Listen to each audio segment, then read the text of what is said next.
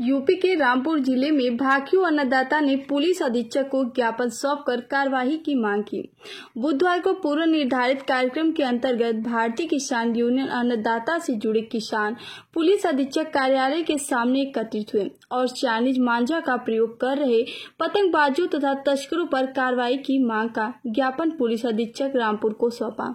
इससे पूर्व किसानों को संबोधित करते हुए प्रदेश अध्यक्ष उस्मान अली पाशा ने कहा, रामपुर के तासका, Bamanpuri, Bilaspur gate, Hazratpur degree college, Gandhi Samadhi के पास बहुत बड़े पैमाने पर पतंगबाजी की जाती है और यह पतंगबाज लाखों लाखों रुपया की बाजी पतंग काटने पर लगाते हैं, जिस कारण यह लोग धड़ल्ले से प्रतिबंधित चाइनीज मांझा प्रयोग कर रहे हैं, जिससे आए दिन हादसे होते रहते हैं। दिनांक 15 अगस्त 2021 के शाम को तीतरवाली पाखंड निवासी एक व्यक्ति अपनी 3 वर्षीय पुत्री आमना को बाइक पर आगे बैठाकर बिलासपुर गेट से गुजर रहा था, जिसकी चाइनीज मांझे की चपेट में आकर गर्दन कटने से दर्दनाक मौत हो गई।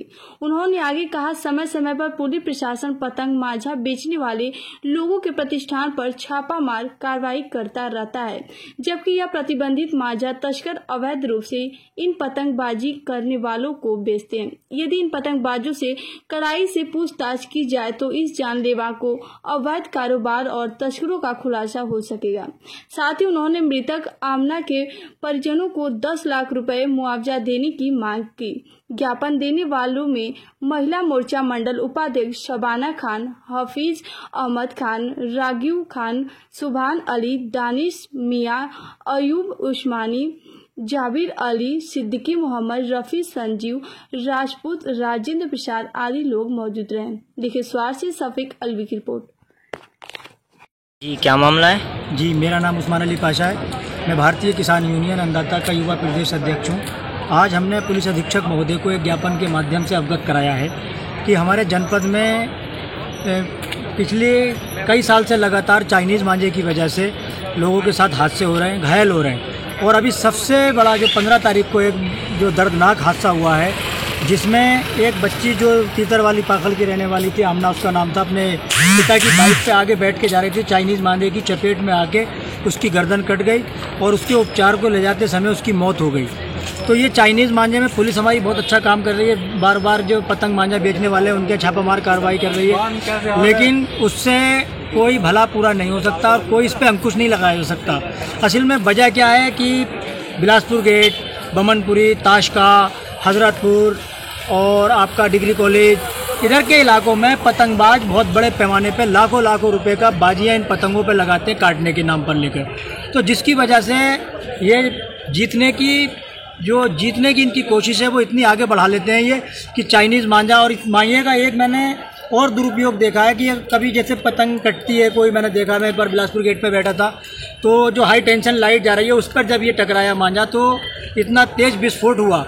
तो ये वैसे भी मतलब कहते हैं, मान लीजिएगा मांझा नीचे लटका हुआ जा रहा है और वो उस पर गिरने के बाद में उसके बराबर में कोई आदमी जा रहा है, उसके ऊपर लग गया तो हादसे ऐसे भी हो सकते हैं। तो चाइनीज़ मांझों पर रोक लगाने के लिए सबसे अच्छा जो तरीका ये है कि जो बड़े स्तर पर पतंगबाज हैं उनको उनके मांझे चेक किए जाएँ, उनके खिलाफ अगर कोई भी मतलब कहते हैं जो प्रतिबंधित मांझा किसी के पास भी पाया जाए तो उसके खिलाफ सख्त कार्रवाई ये की जाए कि उसको हत्या के मुकदमे में उसको जेल भेजा जाए, क्योंकि ये खुलेआम हत्या का प्रयास है। इस तरह की अपने जीत के खातिर आप लोगों की ज़िंदगी से नहीं खेल सकते।